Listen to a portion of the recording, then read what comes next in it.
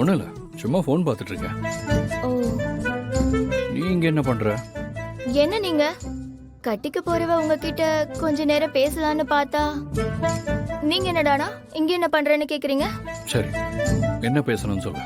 ஆ, அது எனக்கு உங்களை பத்தி தெரிஞ்சுக்கணும்.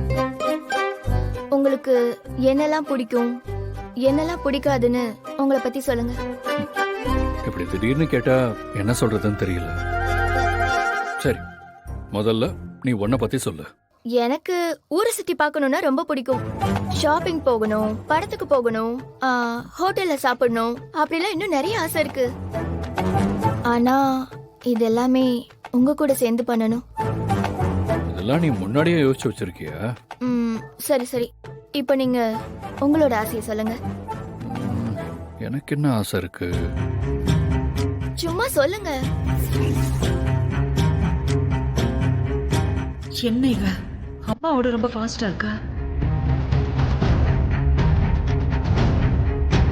ஏன் போனா நீ இங்க என்ன பண்ணிட்டு இருக்க? பார்த்தா தெரியல, நான் கட்டிக்கு போறவர்கிட்ட பேசிக்கிட்டு இருக்கேன். உனங்க அம்மா அவ்வளவு நேரமா கூப்பிட்டு இருக்காங்க, போய் என்ன கேளு. சரி, நான் போயிட்டு வந்துடுறேன். நகருக்கா?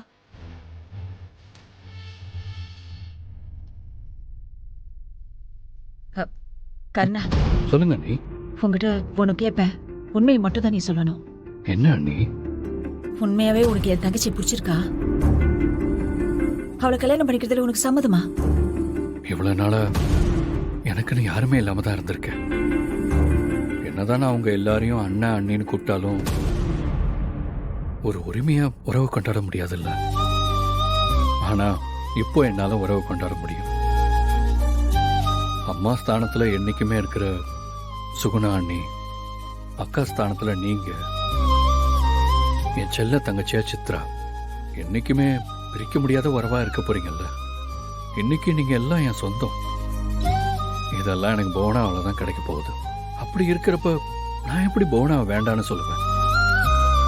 சரி கண்ணா, அப்போ என் தங்கச்சியை கல்யாணம் பண்ணிட்டு அப்புறம் நீ எங்க போற? என்ன நீ பேசுறீங்க? கிருபா அண்ணன், ஐயா, அப்புறம் உங்க எல்லாரையும் விட்டுட்டு இந்த கர்ணா எங்க போவான்? கல்யாணத்துக்கு அப்புறமும் இந்த கர்ணா இந்த வீட்டுக்குள்ளேயே தான் இருப்பான். இந்த கர்ணாவாவது என் தங்கச்சி கல்யாணம் பண்ணிட்டு வெளியில போய் அவளை சந்தோஷமா வச்சுக்கோன்னு பார்த்தா இவனும் இந்த கூட்டத்துக்குள்ளேயே தான் என் தங்கச்சியோட இருக்க போறேன்னு சொல்றானே.